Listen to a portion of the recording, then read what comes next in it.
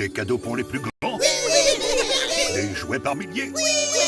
Le meilleur et au prix le plus bas. Parfait. Notre atelier va confectionner le plus beau dé de Noël à prix Leclerc. Cette année, le Père Noël est chez Leclerc. Chez Nocibé, il n'y a pas de petites attentions. Il n'y a que de grandes preuves d'amour pour combler tous ceux que vous aimez. Découvrez la nouvelle palette de maquillage chez Nocibé. Nocibé.fr.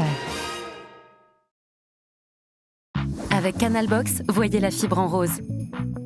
Pour des fêtes encore plus spectaculaires, découvrez le nouveau décodeur TV 4K Ultra HD. Jusqu'au 23 janvier, 150 € offerts avec Canalbox, engagement de 24 mois. Avec Canalbox, voyez la fibre en rose. Pendant les fêtes, testez la nouvelle app Ma Canalbox pour gérer, contrôler et maîtriser votre Wi-Fi partout dans votre maison. Jusqu'au 23 janvier, 150 € offerts avec Canalbox, engagement de 24 mois. Profitez des fêtes avec l'offre exceptionnelle Canalbox. Jusqu'au 23 janvier, 150 € offerts avec Canalbox, engagement de 24 mois.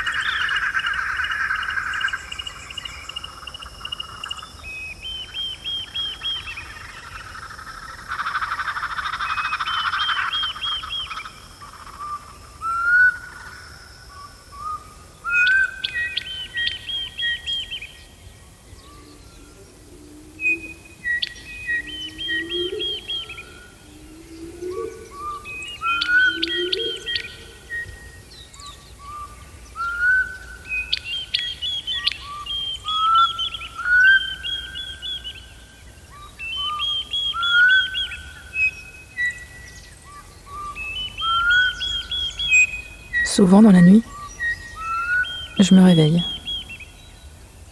Mais mon corps est totalement bloqué. J'essaie de bouger, de crier, mais c'est impossible.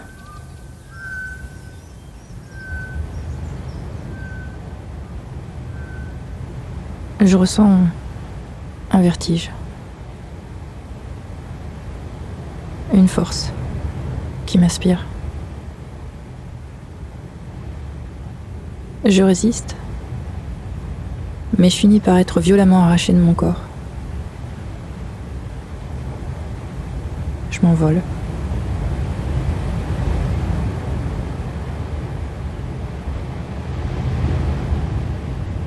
Je traverse un long tunnel noir.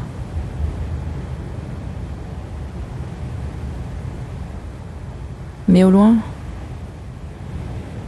des brumes lumineuses se dessinent.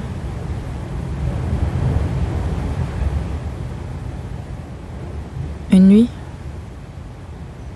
j'ai aperçu les reliefs d'un cirque basaltique. Je me suis doucement rapprochée. Au cœur de ce volcan endormi, j'ai découvert mon corps d'enfant. Intact, mais sans vie. Je devais avoir 6 ou 7 ans.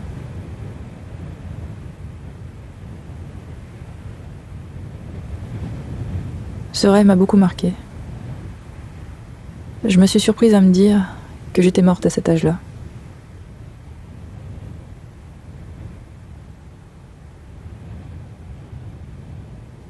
Ma mère me répétait toujours que je pensais trop et que ma mélancolie venait de là.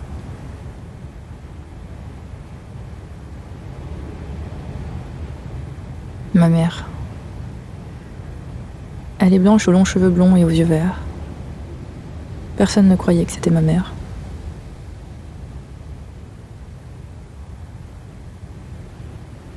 Mon père, il est noir aux cheveux noirs et aux yeux noirs. Il est né à La Réunion, une île dans l'océan Indien. Moi, je suis née en France, à Mâcon.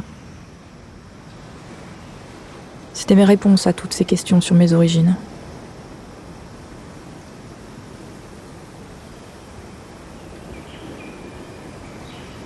Mon père était très silencieux.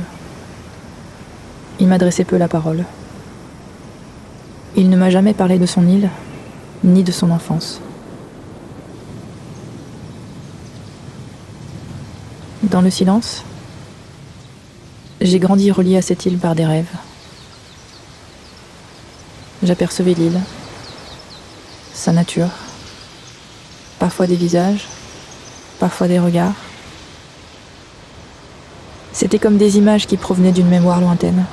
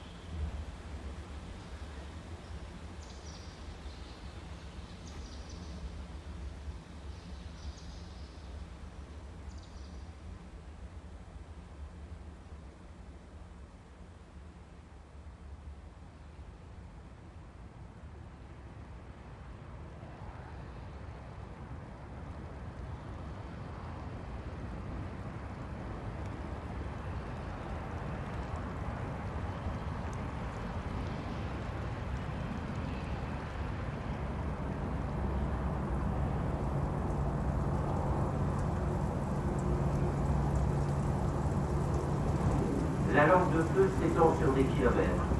Poussée par des vents violents, alimentée par une canicule extrême, elle ravage une végétation particulièrement sèche. Des dizaines de milliers d'hectares de forêt sont déjà partis en fumée. Un paysage d'apocalypse. Le soleil n'arrive même pas à percer quand les fumées sont denses. Les canadaires déversent des tonnes de produits retardants car l'industrie est extrême.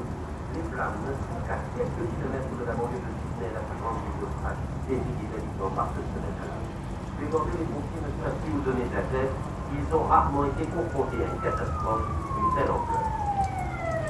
Il y a 85 ans à traiter. Nous ne pouvons pas contenir la moitié de ces feux pour l'instant. Nous avons déclenché l'état d'alerte pour 14 d'entre eux et nous en avons 7 autres pour lesquels le niveau d'alerte est maximal. Ah bon.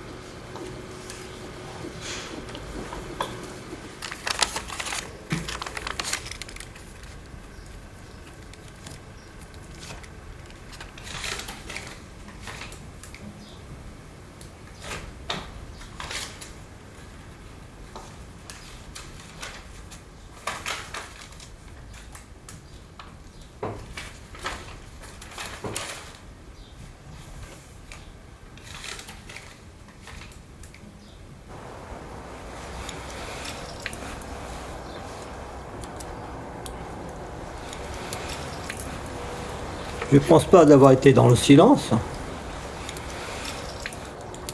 Et de ne pas t'avoir parlé, quoi. Mais l'essentiel, c'est qu'on se parle maintenant, quoi.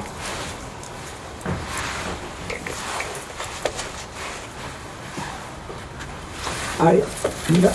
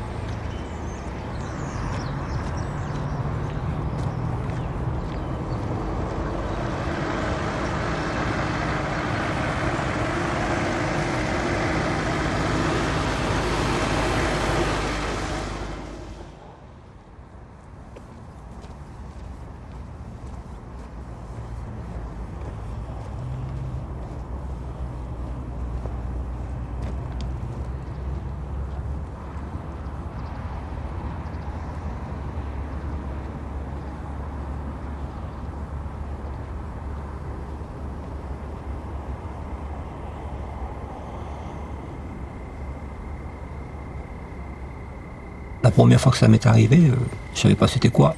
Je suis rentré dedans.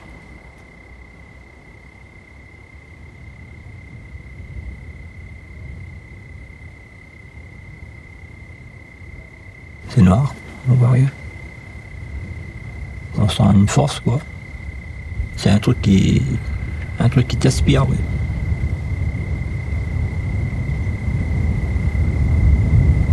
À un moment donné, on n'arrive plus à résister, quoi.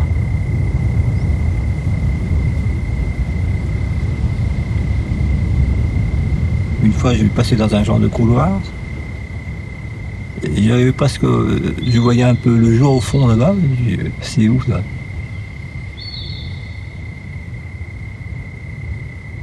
C'était un autre monde, quoi. On peut atterrir dans un monde qu'on n'a pas vécu. Un monde ancien, plus souvent un monde ancien, rarement dans le futur. Parfois on arrive dans un monde où ça a frappé, ça a tué ou ça a condamné, on était emporté par ça. Une fois j'ai rencontré aussi un visage que je ne connaissais pas, quoi, mais qui faisait partie de la famille. Mais je ne voyais pas qui c'était.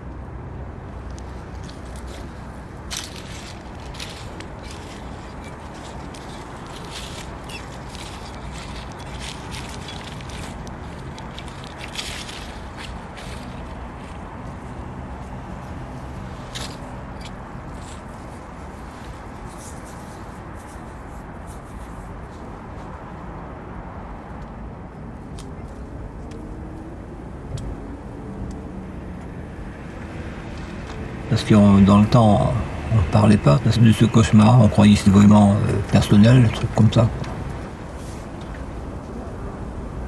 Et après, là, on a su que ma mère, elle faisait ça. Une sœur aussi qui faisait ça. Et maintenant ma fille aussi.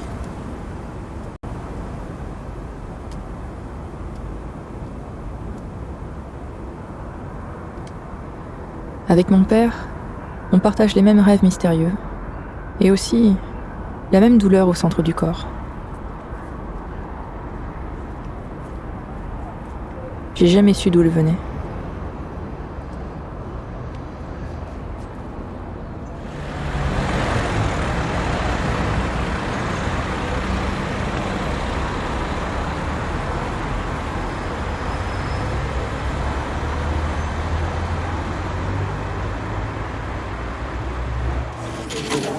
Alors, 2 € s'il te plaît. Merci.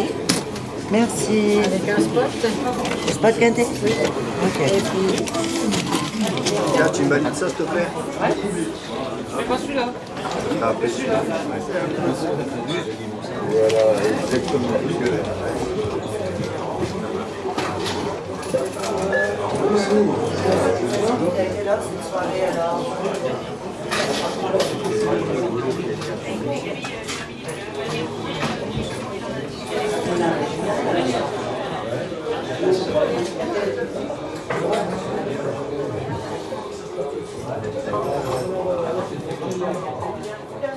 Moi, j'ai dit ça, c'est le travail qui a tout déclenché tout ça. Ça m'a usé. Dès que je mettais les pieds à l'entrée de l'usine, pas dans l'usine, rien qu'à l'entrée de l'usine, je sentais cette douleur-là. Il commençait à venir. C'est une douleur qui s'accumule avec, comment dire, avec un peu d'anxiété aussi, quoi. Parce qu'on a toujours la pression, quoi. Parce que maintenant, dans cette période-là, on était toujours, on te juge par rapport à ton travail. Et ça, c'est, même si tu travailles, tu sors du produit quand même, il n'y a pas de reconnaissance, quoi. Déjà là, il n'y a pas de reconnaissance. Le moment où j'ai eu le moins mal, je me rappelle que c'est quand j'étais à l'île de la Réunion pour les vacances. Et là, je me sentais... on dirait que j'avais oublié la douleur.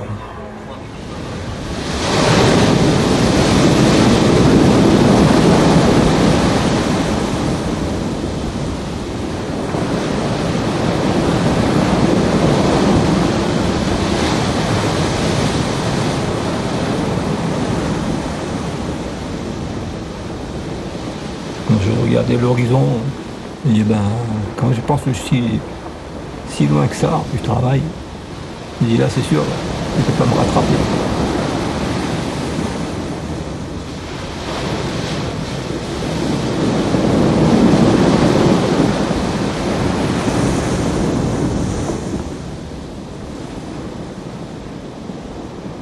Avant mon départ pour la métropole, je me souviens plus très bien, tu parles, j'avais 17 ans. Mais je sais qu'avant moi, deux de mes sœurs ont pris ce chemin du Bimidum. Et ma mère aussi de même, quoi. Je sais pas comment j'ai atterri là-dedans, si c'était par rapport à l'école ou...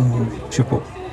Mais c'était un centre de formation qui était construit près du quartier du Chaudron. Et là, par rapport à mon niveau d'études que j'avais, j'avais guère de choix de métier. Hein. J'ai opté pour la plomberie.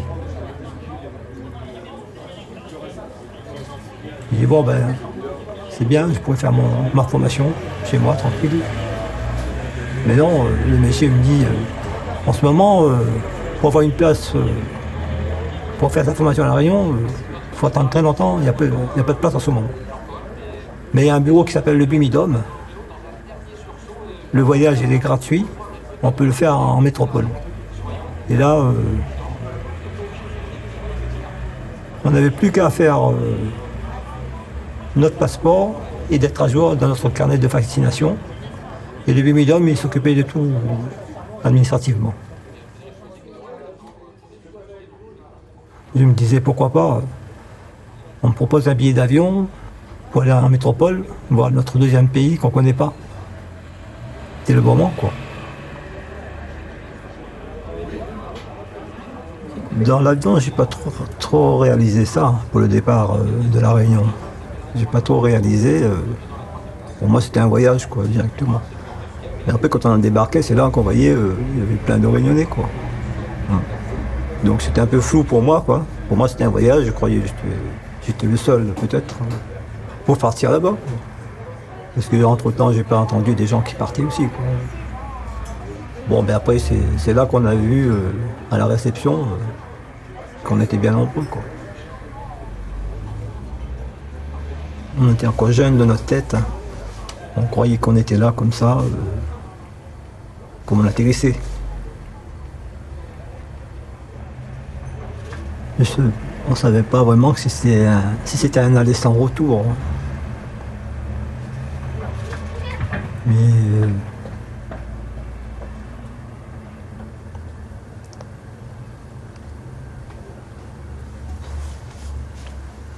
pour dire content, j'étais content de prendre l'avion, de découvrir la métropole, ça c'est sûr. Hein. Mais on ne pensait pas, on pensait pas à le retour. Quand on est jeune, on ne pense pas au retour. Parce qu'on tombe dans un engrenage, qu'on est obligé de travailler pour tenir debout, quoi.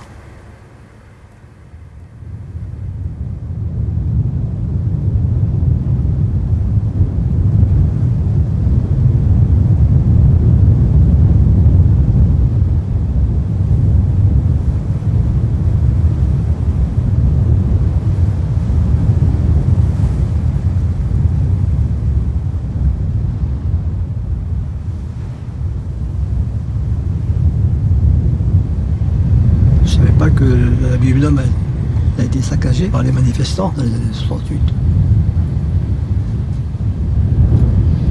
C'est trop jeune pour savoir tout ça. Il y avait quoi 7 ans.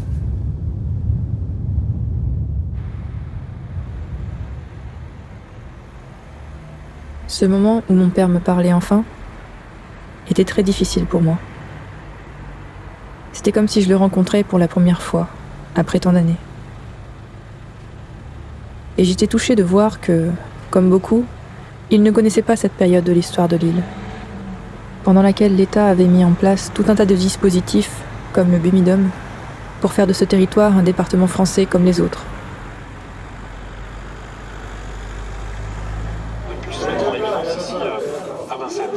Messieurs, les dernières infos, elles concernent un diamant du Lubin qui porte aujourd'hui numéro 6.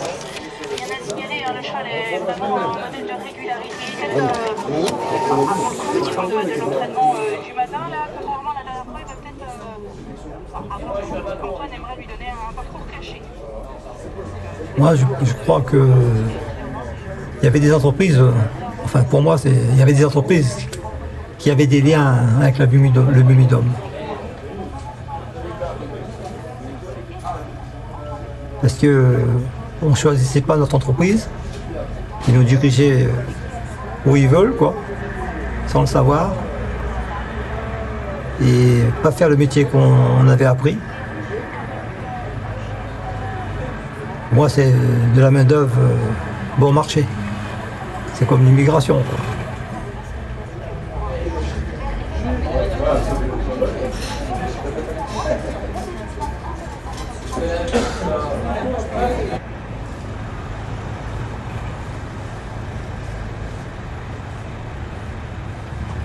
Si tu es jeune, tu te raisonnes pas bien. Tu penses que demain tu peux faire ci ou aller là, et que plus tard tu peux faire ce que tu veux, ou aller où tu veux, quoi. Mais non, c'est une ligne droite, quoi. C'est comme une ligne électrique qui commence d'un bout et qui finit à l'autre. Et là, il y a des stages de formation, des petits boulots de droite à gauche. Et j'ai atterri chez Alstom pendant plus de 30 ans.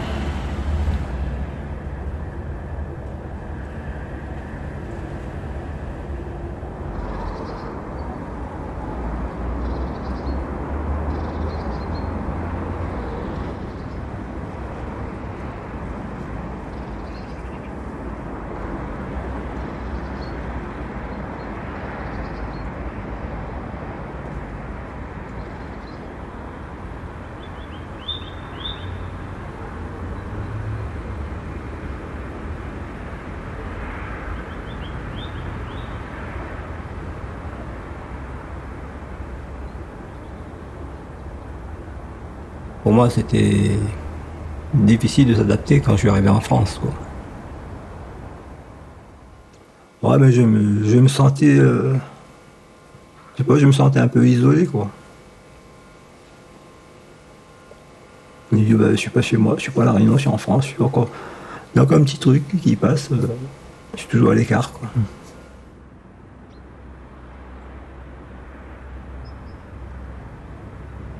Mais je ne savais pas qu'en 1974, il y avait une crise générale en France, quand je suis arrivé.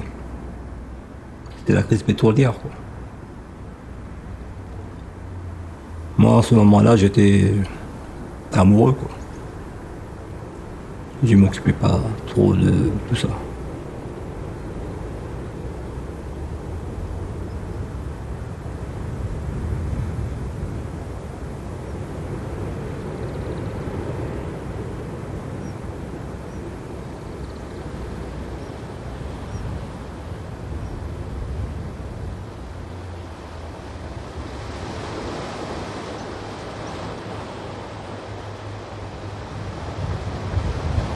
Je suis partie vivre à La Réunion, ça doit faire 12 ans maintenant.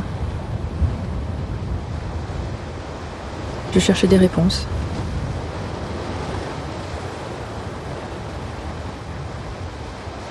Mais là-bas, j'ai rencontré beaucoup de Réunionnais silencieux comme mon père. Et d'autres qui ressentaient comme moi une sorte de colère et de tristesse.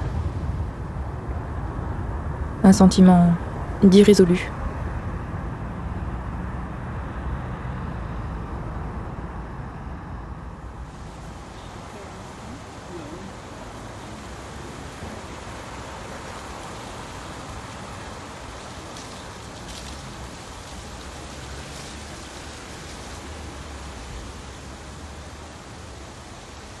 J'aime les oiseaux parce que ça a des ailes. Ça vole, ça va si haut, si loin. Et j'aurais été un oiseau, j'irais souvent à La Réunion. Hein. Voler plus loin.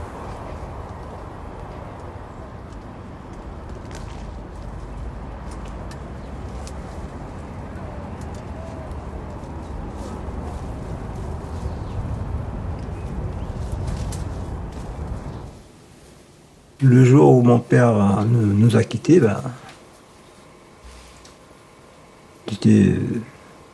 heureusement je l'avais vu dans l'année même. Parce que je l'ai vu en mois de juin, il était un peu malade. Et j'ai appris son décès presque en fin d'année, quoi. Et là ça m'a fait un coup, quoi. Parce que j'avais pas les moyens d'y aller à son enterrement, quoi. J'étais obligé de rester chez moi.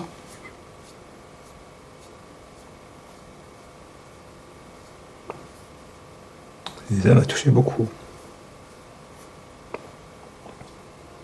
Malgré tout.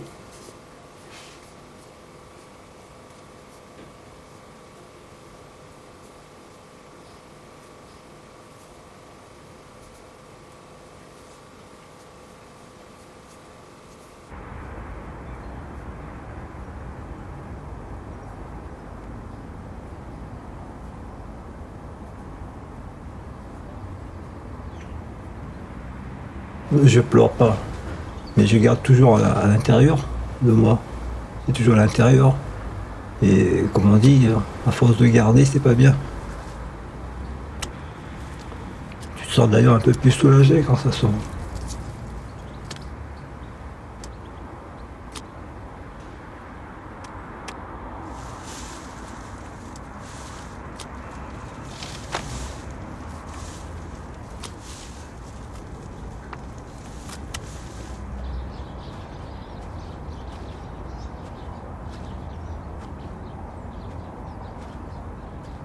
Dans le temps, en BL français, on était dans les clans des étrangers et on ne savait pas où se situer, quoi. Moi, je me classais carrément parmi les étrangers, quoi. Pour nous, en tant que Réunionnais, on est des Réunionnais, mais de nationalité française, c'est tout. Hein. Pour l'identité, c'est tout. Hein. On peut pas se mettre dans la peau d'un Français si on ne nous considère pas comme des Français, quoi. C'est un peu, je sais pas, c'est un peu flou parce que pour moi, je suis né à La Réunion, je suis réunionnais, quoi. Hein. Parce qu'à La Réunion, quand on était à l'école, on avait le devoir d'étudier la langue française, c'est tout, quoi. Mais quand on était à l'extérieur, après, quand on sortait de l'école, on ne parlait pas français. On mettait tout ça de côté, quoi.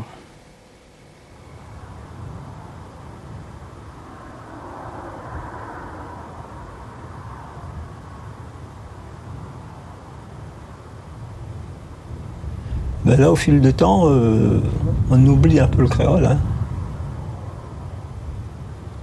On essaie de reprendre le dessus. Je ne me laisse pas abattre. Je reprends le dessus, j'envoie des mots créoles, quoi.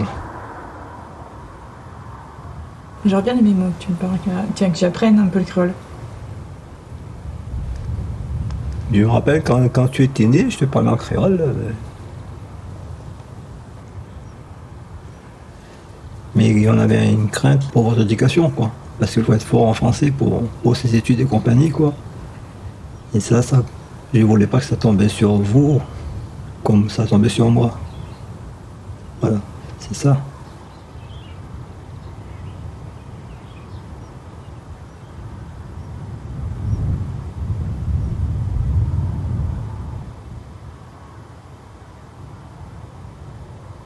Avant, je faisais des photos. J'aimais bien d'ailleurs. Par contre, par la suite, dès que j'ai eu un peu de sous de côté, je me suis procuré une caméra qui me plaisait bien.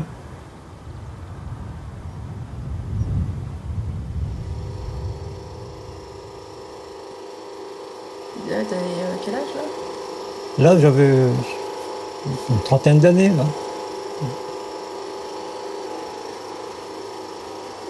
Je l'ai jamais dit, mais ce que tu fais, tu vois, j'aurais bien aimé faire quand j'étais jeune.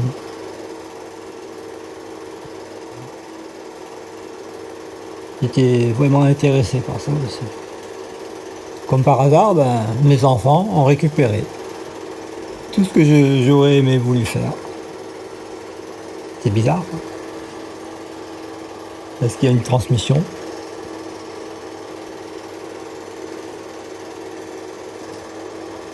Ah ben c'est bien. Pour moi, ça a répercuté sur mes enfants, donc je trouve que c'est bien.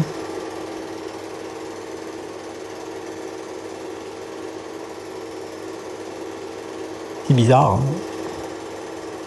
mais c'est bien.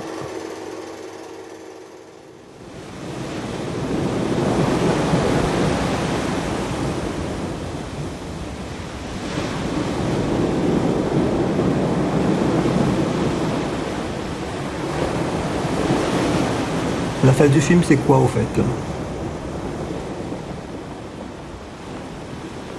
Je suis à La Réunion? Ben dis donc.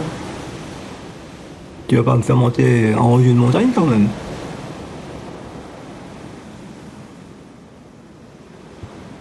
Je veux bien, hein. Pourquoi pas? On peut affronter un peu le mal que j'ai en moi, quoi.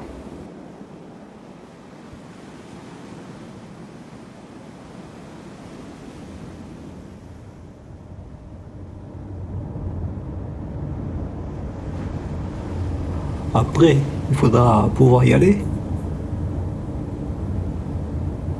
Le voyage, il coûte cher, hein.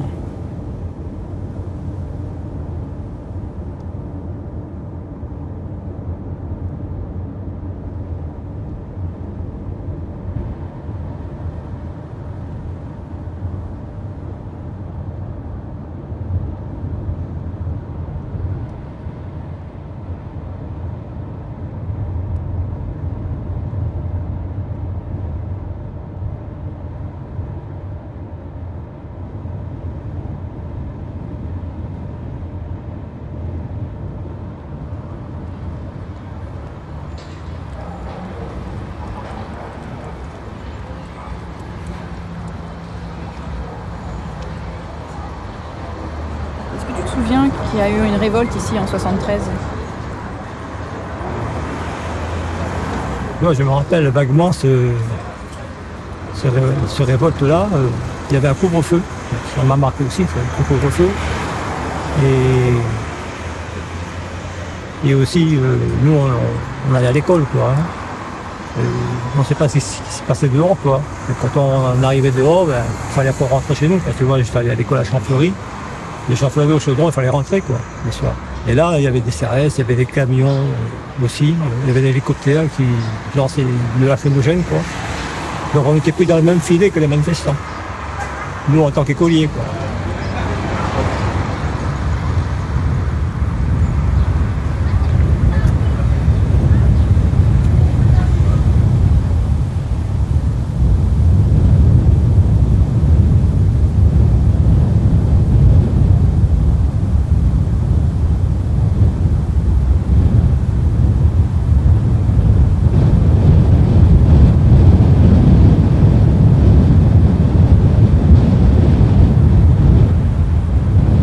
connaît pas bien notre histoire sur la Réunion.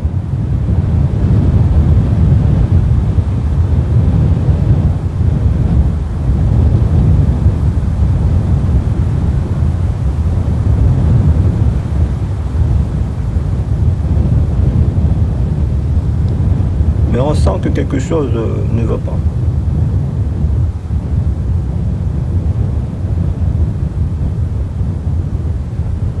Comme si en nous il y avait une mémoire.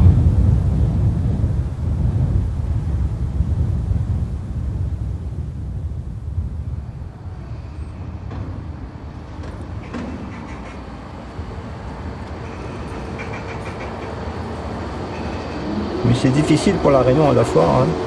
La France a aidé l'île, quoi. A permis de se moderniser, oui. Les écoles, les hôpitaux, les installations hydrauliques.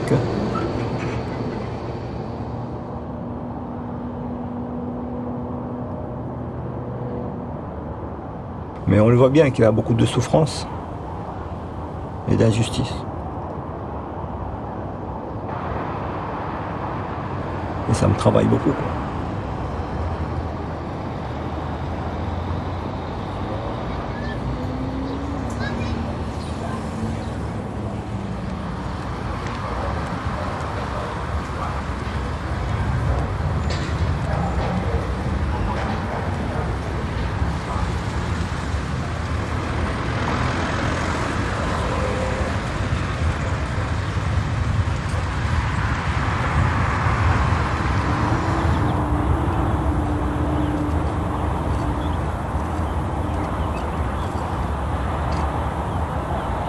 Mais tu sais, cette douleur que j'ai là, j'espère que tu n'as pas ressenti la même chose. Je me dis, si tu poses ces questions aujourd'hui, là, c'est que même si j'étais silencieux, mais il y a quand même quelque chose qui s'est transmis.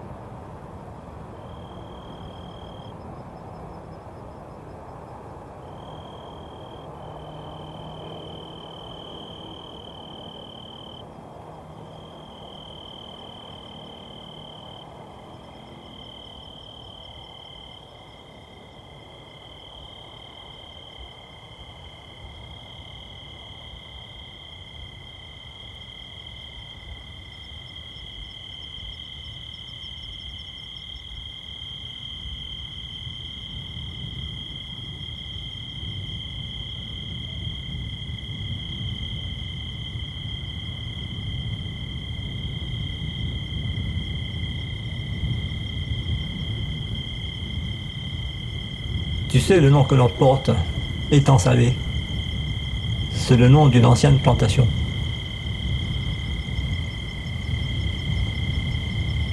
Et maintenant, c'est une plage, c'est une ville. C'est pas notre vrai nom. C'est un nom qu'on nous a donné. Mais on ne sait pas d'où viennent nos ancêtres, hein, ni leur nom.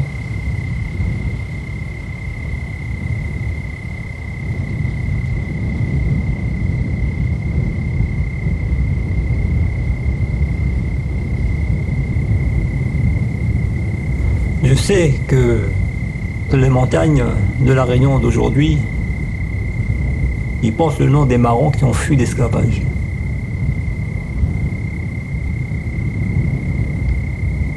Heureusement, hein, sinon on n'aurait plus de traces des autres. Hein. Banna l'a filé au péril de leur vie dans les hauts de l'île. L'Osiak Mafat, une crête de la Marianne, le Python Simandef, tous ces noms-là. Simandef, c'est Simandefi en malgache. Il veut dire ça, ce n'est pas esclave.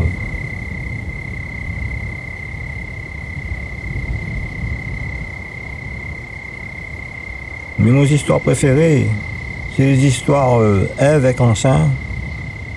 Les dés marrons l'a sauvé pour Rotouvazot, tout là-haut, la montagne inaccessible. Faut avoir le courage. Et tout ça, c'est pour vivre d'histoires d'amour. Banal a eu des enfants, puis il a construit un royaume. On connaît comment il appelle ça. Le royaume de l'intérieur. Un jour, pour fuir bande chasseurs de noirs, Banna, pour rester souverain d'eux autres mêmes, en courant, au lieu de se faire attraper, Banna la jette à Zot, en haut du piton du chef de Salazie.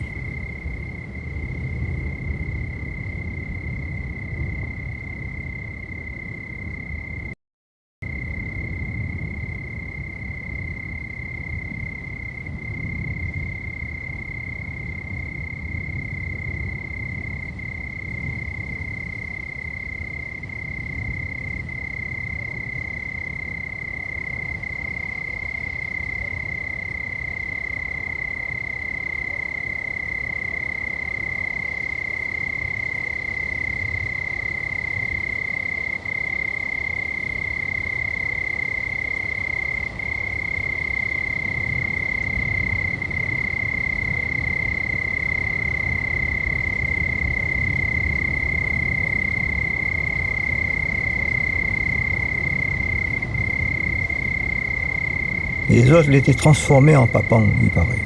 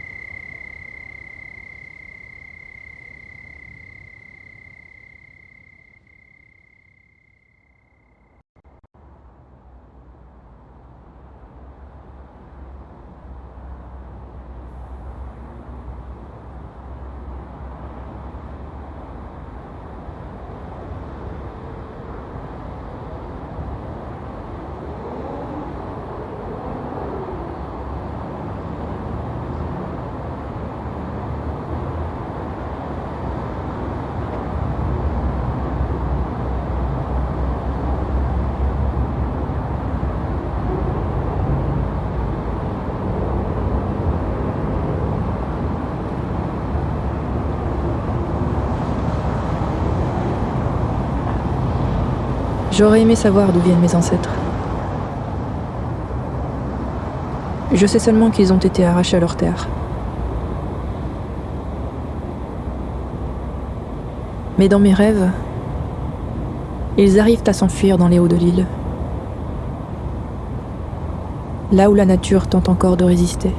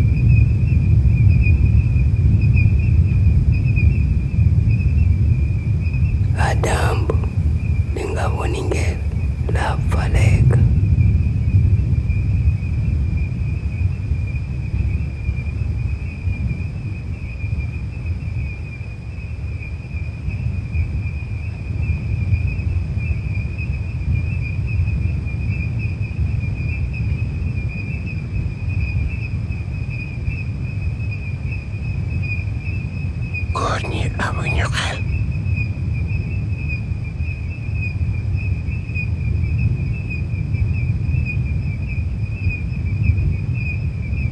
ay jeneer lañu am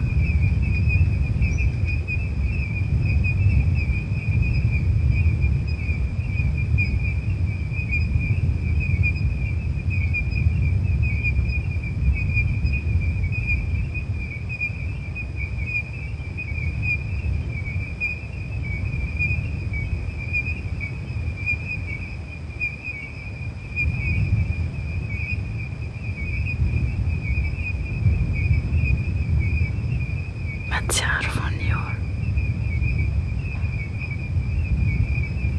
Karena dalo van ons.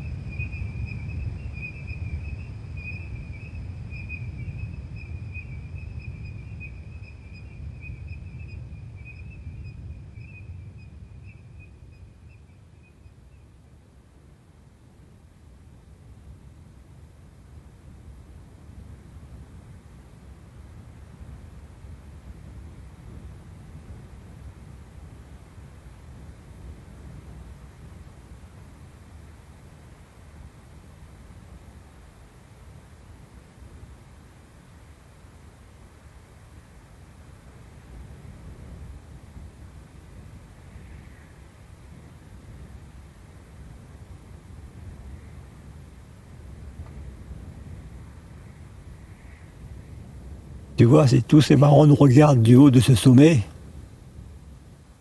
je me demande bien ce qu'ils pensent de nous aujourd'hui.